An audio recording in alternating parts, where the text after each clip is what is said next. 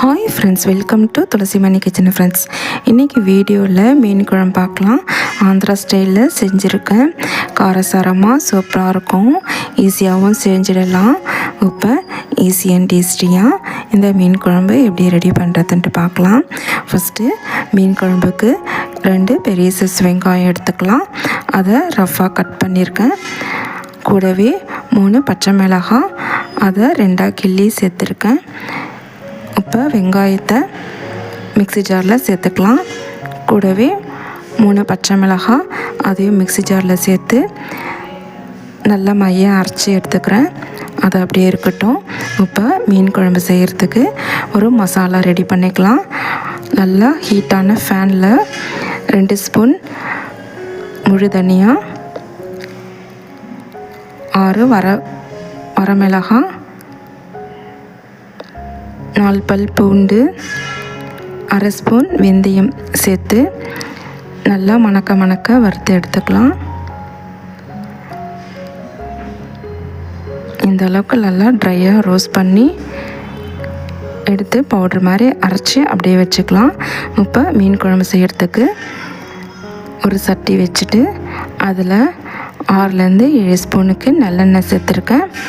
சேர்த்துட்டு இப்போ வெங்காயமும் பச்சை மிளகாவும் அரைச்ச பேஸ்ட்டை எண்ணெயில் சேர்த்துட்டு கூடவே கொஞ்சம் கறிவேப்பிலை சேர்த்து நான் நல்லா வதக்கி எடுத்துக்கிறேன். நல்லா பச்சை மணம் போகிற வரைக்கும் நல்லா வதக்கி எடுத்துக்கலாம். 1 நிமிஷத்துக்கு அப்படியே நல்லா வதக்கி எடுத்துக்கிட்டு இப்போ 1 ஸ்பூன் இஞ்சி பூண்டு பேஸ்ட் சேர்த்துக்கிறேன். இஞ்சி பூண்டு பேஸ்ட் ரொம்ப சேர்க்க வேண்டாம், 1 ஸ்பூன் திட்டமாக இருக்கும். சேர்த்துட்டு கூடவே ஒரு தக்காளி பொடியாக கட் பண்ணி அதையும் சேர்த்துக்கிறேன். சேர்த்து எல்லாத்தையும் வதக்கி எடுத்துக்கலாம்.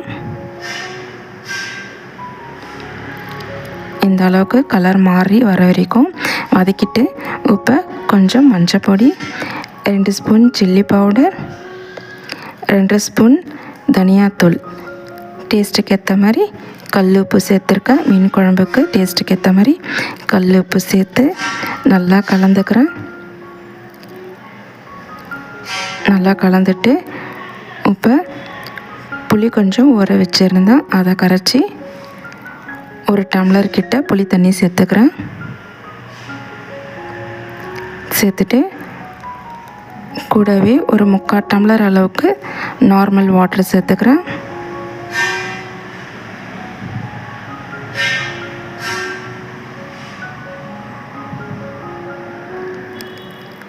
சேர்த்து எல்லாத்தையும் நல்லா கொதிக்க வச்சுக்கலாம். இந்த டைமில் உப்பு காரம்லாம் டேஸ்ட் பார்த்துக்கலாம். இப்போ பாருங்கள், நல்லா கொதித்து சுண்டி வந்திருக்கு குழம்பு. இப்போ க்ளீன் பண்ணி வச்சுருக்க மீன் ஒன்றா சேர்த்துக்கிறேன். பாறை மீன் எடுத்திருந்தேன், அதை சேர்த்து மீனை நல்லா வேக வச்சுக்கலாம்.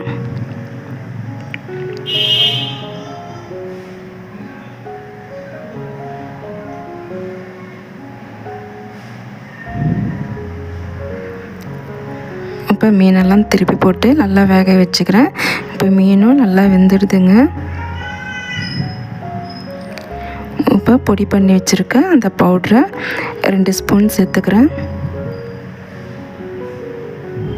சேர்த்துட்டு கூடவே பொடியாக கட் பண்ண கொத்தமல்லியும் சேர்த்துக்கிறேன். அவ்வளோதான் ஃப்ரெண்ட்ஸ், இப்போ சூப்பரான டேஸ்ட்டில் ஆந்திரா ஸ்டைலில் மீன் குழம்பு காரசாரமாக ரெடி ஆகிடுச்சு. இந்த வீடியோ பிடிச்சிருந்தால் லைக் பண்ணுங்கள், ஷேர் பண்ணுங்கள், துளசிமணி கிச்சனை சப்ஸ்கிரைப் பண்ணிக்கோங்க. தேங்க்யூ.